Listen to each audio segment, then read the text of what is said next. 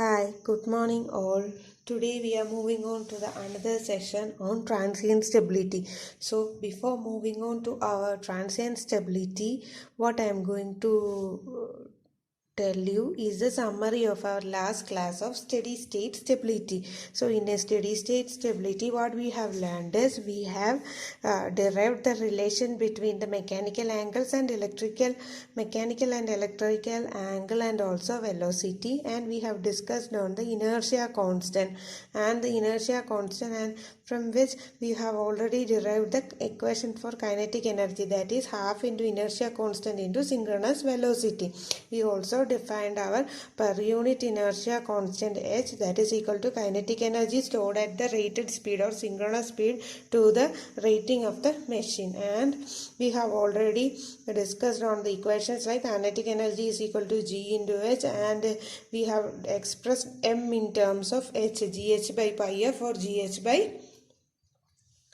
180f. So this was before learning the swing equation, this was the things we have studied. Okay, and while considering the swing equation, what we have studied is if our machine is working as an alternator, then our accelerated speed is input minus output, that is alternator input is PM, mechanical power or shaft power minus electrical power. If the accelerating power will be equal to PM minus PE for an alternator, and for a motor it will be the reverse, that is PE minus PM. And we have derived our swing equation like that: accelerating power is equal to inertia constant m into d square delta by dt square, where this delta is the rotor angle or voltage angle, we can call it like that. And we have plotted the curve, swing curve, that is swing curve is the plot of the angle delta with reference to the time. Okay, so we have plotted the swing curve.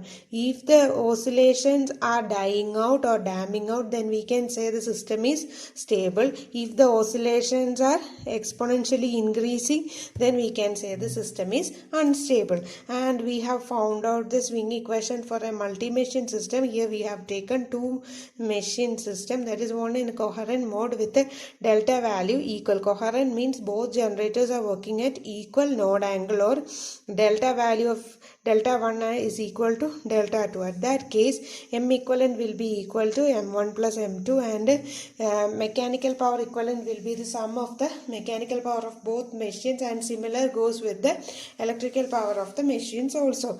But when the machines are working in incoherent mode, then what we should do is, the real power will flow from higher delta value to the lower delta value. So here we are assuming delta 1 is greater than delta 2, then power will flow from here to here. That means this is a generator and this is a motor. So in that case, if we are expressing swing equation, then that M equivalent will be M1 M2 divided by M1 plus M2, and mechanical power equivalent will be M2 PM1 minus M1 PM2 divided by M1 plus M2, and PE1 is the electrical power. So this was the swing equation we have studied. And from the swing equation, why do we solve the swing equation?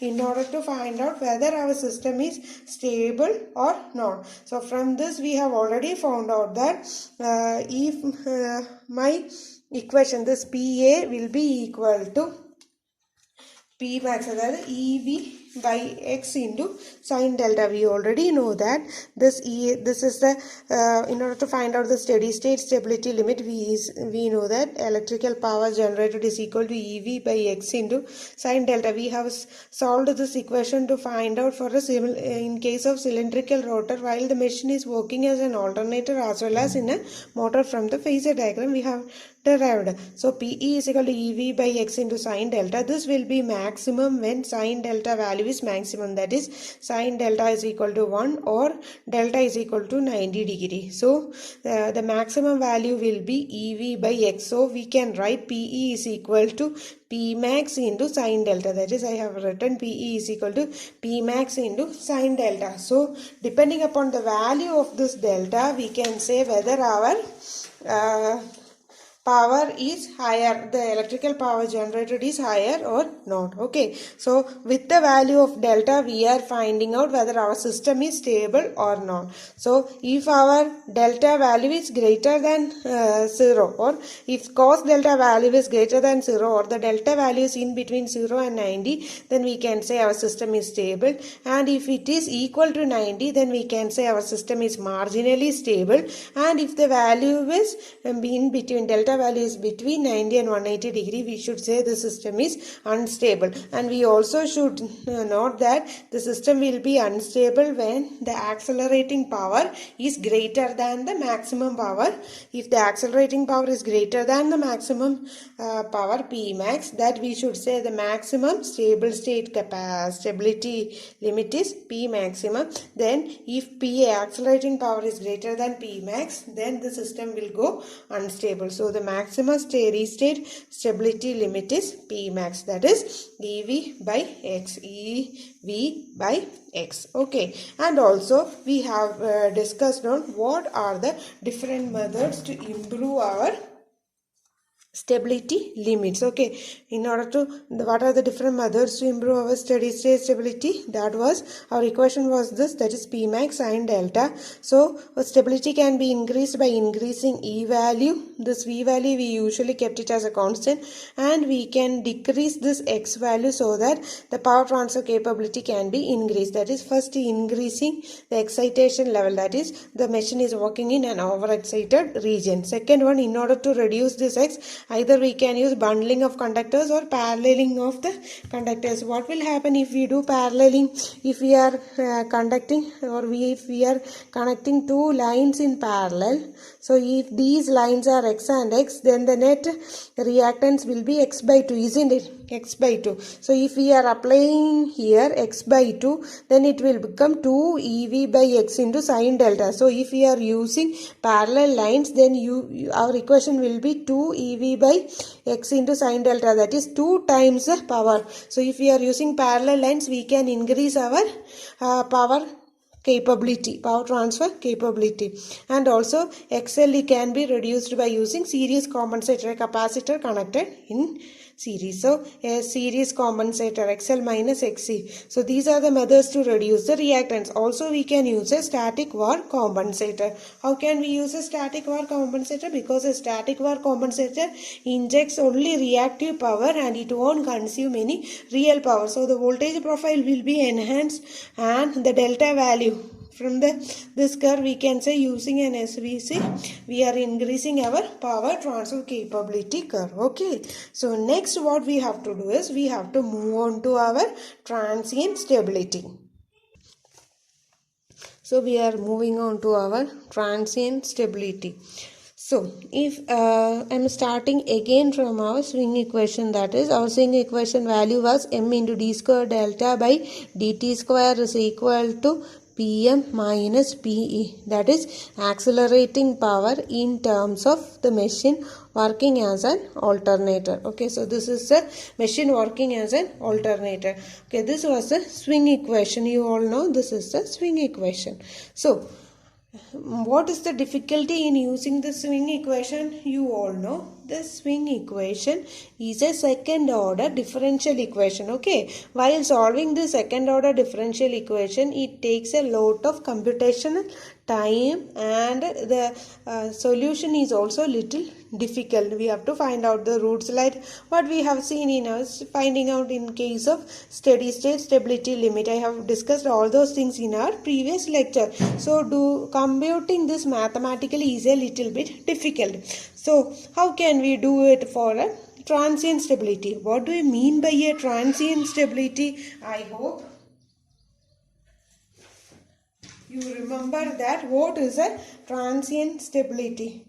The transient stability is that already we know it deals with the large disturbance. Transient stability is deal with large disturbance, that is to bring a power system to a stable condition after a major disturbance is called a transient stability.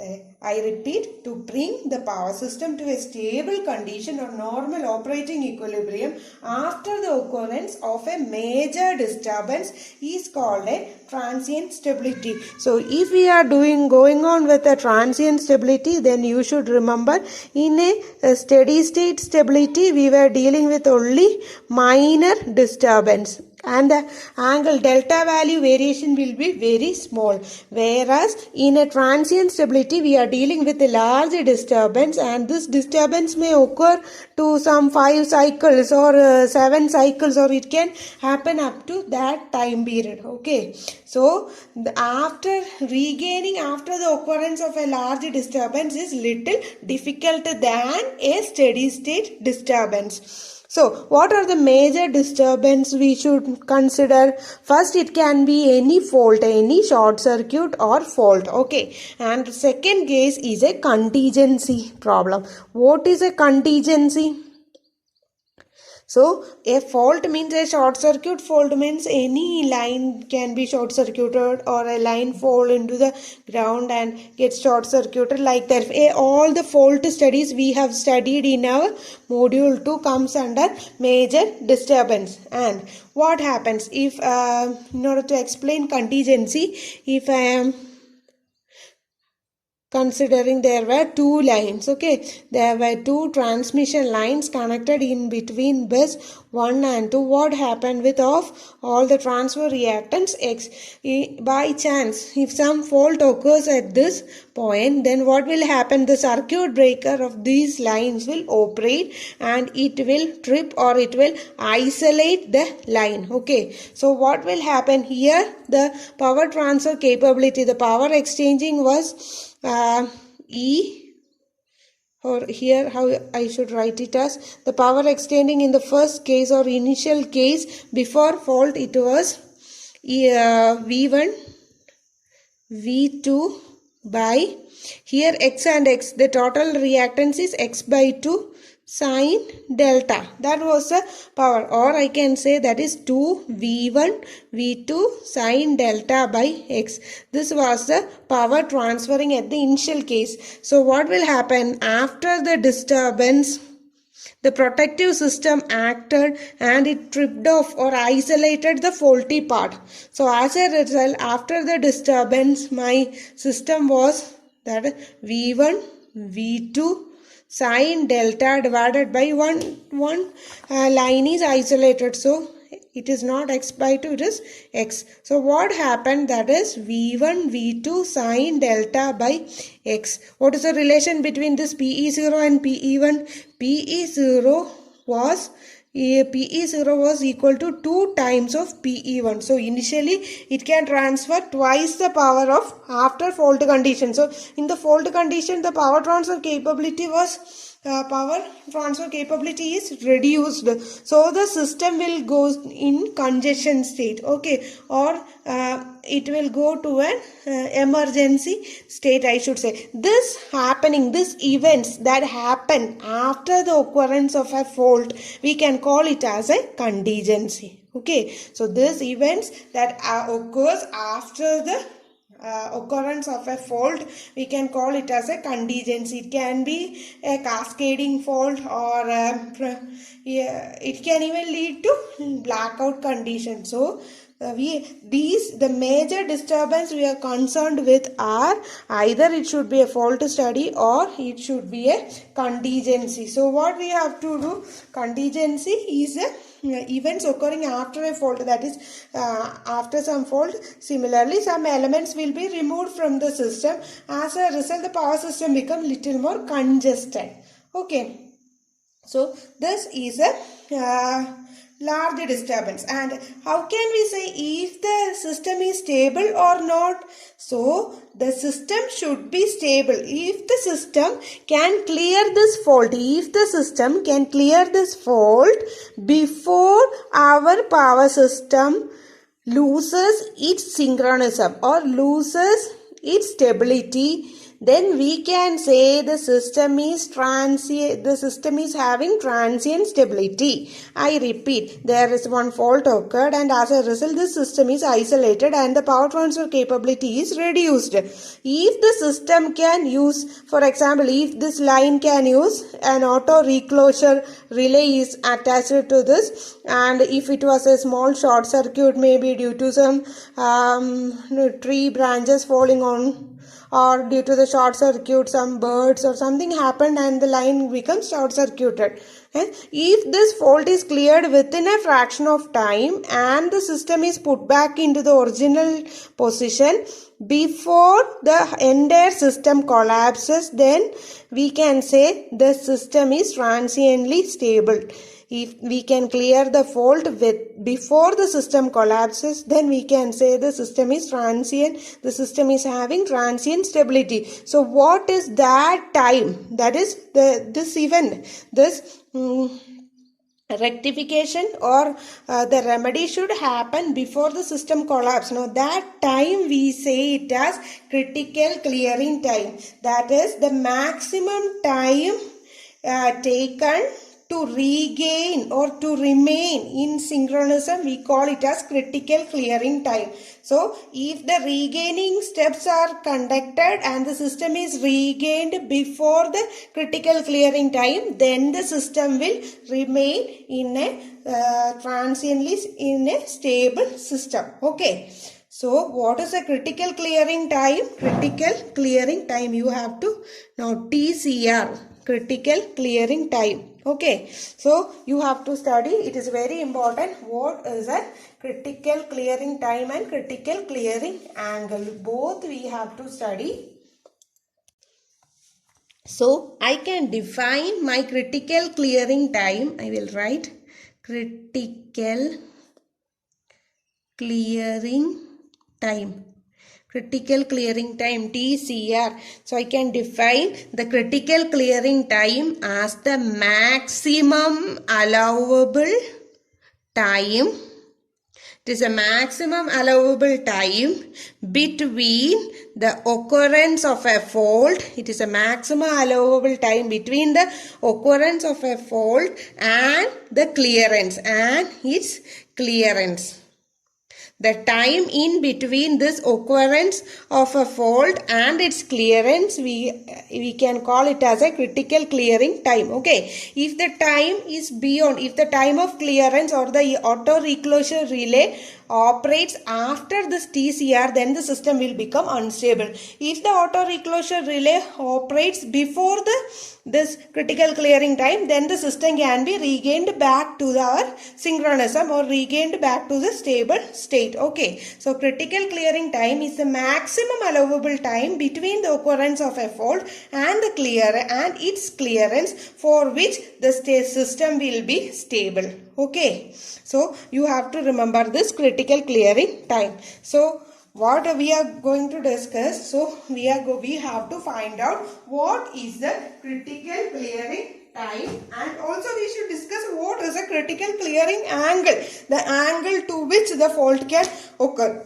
Or if any fault occurs, we know if any fault occurs, then our system will have a change in delta value, isn't it? Our system will oscillate. Okay, if the system change in delta value, so we should also find out what is the maximum delta possible in order to remain in synchronism. That will be the critical clearance angle. That also we will study in this session, that is delta CR. So we have to study critical clearing time and critical clearing angle. Okay, in order to study, before studying this critical clearing time and angle, we have to take some assumptions. What are the assumptions? We have to take care of studying transient stability, because transient stability is a large occurring because of the large disturbance. So in case of a large disturbance, what will happen? In case of a large disturbance, then if I am drawing my swing curve, no? So T and delta. First my system will be working, and at this position a fault occurs. At this time period a fault occurs. At that time my angle was delta 0, initial operating condition. After that the fault occurs. If the fault varies and regain in the same delta naught, then the system will be in a stable state. But this happens only for a steady state operation, whereas for a transient stability, this delta value, it will move on increasing, and if it comes back and subside in some other delta value which is less than the delta CR, critical angle or maximum delta angle, this will happen in a transient stability. Then again we can say the system is stable. And if this disturbance goes beyond the maximum value or delta CR, then it will go on increasing, then we should say the system is unstable. Okay, so we have to note that the maximum disturbance occurs in the first swing. Okay, so maximum disturbance occurs at the first swing. After the first swing it will be either if the system is going to be stable, then it will subside, or the oscillations will damp out. Okay, as if in an over damped case, the oscillations will damp off. Okay, so what we have in a transient stability, we are dealing with a large disturbance, and in the first swing that disturbance will be larger. So we have to go into the first swing data, the first swing or first oscillation data, and from the first oscillation data we are assuming we are analyzing our data and finding out whether the system is stable or not. So we have to take care of some assumptions. Usually in our system we have given some protective schemes to damp out. For example, first one is our damping coefficient will be there, no? Some damping coefficient or frictional coefficient, I told, no, we are neglecting it. So some damping coefficient will be there, we have to neglect it. And for keeping this voltage constant, in order to keeping this voltage constant, we are using AVR, and in order to keep the speed or delta angle constant, we are using some speed governor and all those things. So these will damp out the oscillations. So we shouldn't take care of those things, those parameters which are causing damping of the oscillations. Without damping, we have to get the first swing. That is our criterion. So for that we have to assume certain things or assumptions. So I am going to explain what are the assumptions. I am explaining it because it is asked in one of the university examination for 6 marks. That is, give the assumptions. You take give the assumptions for considering transient state stability or stability. Okay, so the first assumption is we are neglecting our saturation. Okay, we are neglecting our saturation. Saturation means we know that if the current goes on increasing, then the flux increases. As a result of the flux increases, the EMF will also increase. But we know that after a certain point of flux, it can't increase because it will go on to saturation. Like this, it will go on to saturation. But here what we are doing is we are neglecting that saturation effect. Okay, in order to get our proper. So what we are doing, we are neglecting our saturation. Second, we are neglecting saliency or salient pole operation. We should say we are neglecting saliency, and we are taking only cylindrical rotor. That is, for a cylindrical rotor, our equation was P is equal to EV by X into sine delta. Whereas for a salient pole alternator, then the power will be EV sine delta by X, and also one more term is there, XD. Here it will be EV sine delta by XD plus V square by 2 into 1 by XD minus 1 by X cube, which we are studying in our special electrical machines in next semester. So I am not going in detail, but still you have to understand it. So this will be our equation. I think you have already gone through our synchronous machine also. There also it is given the same equation. So power equation will be EV sin delta by XD plus V square by 2 into 1 minus 1 by XQ minus 1 by XD into sin 2 delta. Okay, if we are plotting this, what will happen if we are plotting this? Then this is my curve, no? This is power PE and this is my delta angle, power angle curve. Okay, so this will be the equation for EV by X into sin delta. So sin delta. What will happen if it is sin 2 delta? That means it will be, first it was omega t, now it is 2 omega t, no? So what will happen? The time will be reduced by 2 because frequency doubled, that means time is reduced by 2. So this will be our, this pulsating, this X is my EV by X. So this is my X equation, and corresponding to this Y curve, Y equation, my curve will be like this. Okay, so what will be the total effect? What will be the total effect? That means it is incredibly increasing here and decreasing here, which means our total power will be something like this. Okay, there will be, our total power will be something like it. This won't be like same here, but it will be like something like, some deformation will be there. Okay, so it will be better. And also I should say that this power transfer capability is increased if we are using the saliency, because the power curve is increased. The magnitude of this power is increased, which means we are increasing our power transfer capability. So what we are doing, we are neglecting all those things favoring our power transfer capability to study the worst case. We are depending on the worst case scenario. Okay, so that's why we are assuming all the damping coefficient and all things. Damping all will help in dying out the oscillations, and increasing the power transfer capability. So in order to analyze the transient stability first swing, we are neglecting all those things which are favoring dying out the oscillations. So if we are taking this, we know that the power transfer capability is increased. So that is favoring for our system to increase the power transfer. Okay, so we don't want this. We actually want to analyze the effect of the disturbance in real phase. So I am neglecting this term and we are taking this original power, lower power only. That's why in my second equation I am neglecting my salient pole. I am using only cylindrical rotor in case. Okay, and similarly I have told we are neglecting all the favoring conditions. So what we have to neglect? We have to neglect the damping. We have to neglect the damping. Then in next, what we have to neglect all the resistance of the winding. We have to neglect all the resistance of windings.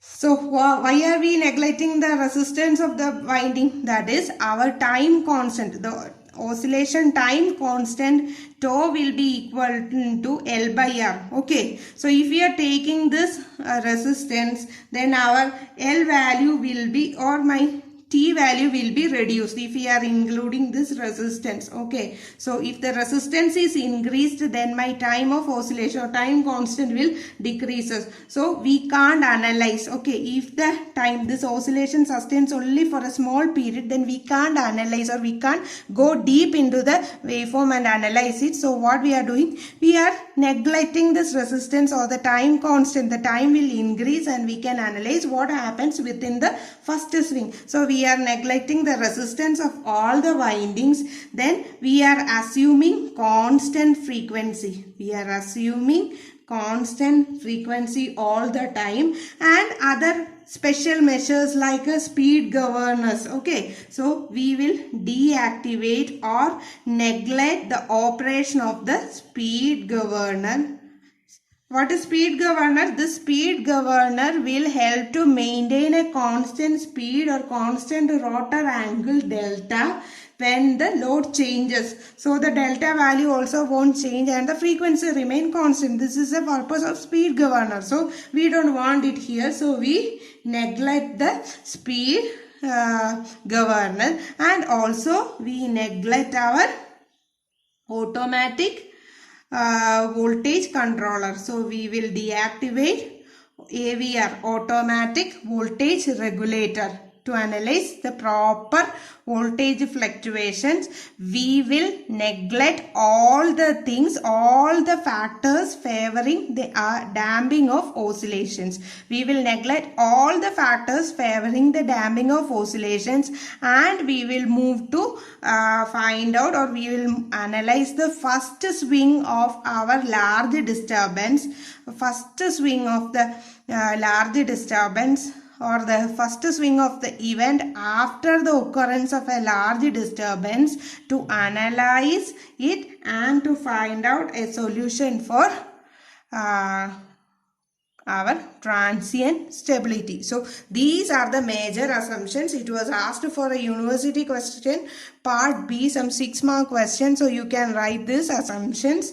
Now what we have to do is, how can we analyze this? Okay, for a large disturbance, we know the swing will be much complicated. For a large disturbance, the swing will be much complicated, and it takes a large computational time and space to solve the swing equation. So we have to find some alternative to solve our transient stability condition. That condition we will call it as equal area criterion. So it is actually our swing equation itself. Okay, the same swing equation is used to solve our transient stability, but doing this computation it becomes a little tedious. So what we will do is, we will solve it graphically. Okay, so we will solve the same swing equation graphically, and we will analyze our transient stability. Okay, so I am repeating this. Swing equation is a second order differential equation, and its computation work is little tedious. But when in case of graph like this, either we are plotting a swing curve, then we can easily, either we can plot a swing curve or we can plot a power angle curve, and from the look itself we understood whether our system is going in a stable state or a non-stable state. So other than doing the computations in a mathematical method, we employ swing equation graphically to find the transient stability. That special criterion to solve the transient stability, we will call it as equal area criteria. This is equal area criteria. So it is the same swing equation itself, but we are using some other method. Okay, so I am writing my swing equation. My swing equation was m d square delta by dt square is equal to Pm minus Pe. In case of alternator, that is equal to Pa. So in order to represent it in some other way, what I am going to do is, first I am multiplying both sides with a term 2 into d delta by dt. So I am multiplying the both terms with both sides of our equation with 2 into d delta by dt. So I can write it as 2 into d delta by dt into Pa, or Pm minus Pe, or I can write it as Pa. So if it is 2 into d delta by dt into m into d square delta by dt square, which is very same as d of d square delta by dt square. So this is same as, and this m is a constant, so I am taking m outside. Then I can say it as d by d square delta by dt square, differentiate it is, that is differential of d square delta by dt square is d square delta by dt square into this delta square now. So that is 2 into d delta by dt. That is equal to what? this is PA to PA d delta by dt. I can write my equation like this, 2 PA d delta by dt. So I want to solve this second order differential equation. So that is d square delta by dt square. Differential of d square delta by dt square is equal to 2 by m into PA into d delta by dt. This will be my equation. So if I am solving this, so I have to remove this d. So what I will do, I will integrate both sides. Integrating both sides. So I am assuming, let this d square delta by dt square, I am taking it as z. Okay, so then what is integral of dz? Integral of dz 0 to z, it will be z itself, isn't it? Integral of 0 to z, dz is z itself. So if I am integrating here, then I can say d of d square delta by dt square is equal to the same d square delta by dt square, or I can write it as d delta by dt the whole square. Either way I can write it, and that is equal to integral of 2 by m pa into d delta by dt. Like this I can write it now. So if I am giving integral, then I should differentiate it with reference to dt. If I am differentiating it with reference to dt, then I can say 2 by m pa d delta by dt into dt. So if I am solving this, then I can say d delta by dt the whole square is equal to integral, and this dt will cancel. So I can say 2 by m into pa into d delta. It will be like this, 2 by m into pa into d delta. Okay, so what is my solution for d delta by dt? D delta by dt will be equal to root of 2 by m into PA. I can write it as PM minus PE, isn't it? PA is equal to PM minus PE into d delta. This is my equation. Okay, so I got a new equation, that is d delta by dt is equal to 2 by m into PM minus PE. Okay, so during a fault, this is a equation, that is after the occurrence of a fault, the change of my delta should be equal to root of 2 by m into integral pa, that is pm minus pe into d delta. Okay, so we are considering our first case. What was our first case we are considering? We are considering the first case as a fault occurred. A fault occurred, that is at the initial case delta 0. A fault occurred after, first it was delta 0, after the fault occurs and it is changed to our the oscillations happened and it moved to some other delta value, that is this is delta 1 after fault. Like that it occurs. So first initial case, what we have to take care for our initial case. Sorry, I forgot to put this integral sign. Sorry, integral. This is a constant. So one integral sign is there. So initial state, if my d delta by dt is d delta by dt is the change of my delta angle during the fault. That is during the fault my delta value changes, and d delta by dt is equal to 2 by m into pm minus PE into d delta. Okay, and if I am writing again, then how can we say, if my fault, if our system should remain in a steady state if my d delta by dt is equal to 0, isn't it? For our system to be stable, d delta by dt should be equal to 0. So that is, if d delta by dt should be equal to 0, this is a constant, this is a constant, which means that this particular term should be equal to 0. So I can write it as, this implies that our integral of PA or PM minus PE into D delta should be equal to 0. Area under this PA into D delta means area under our power angle curve. This is delta and PE, isn't it?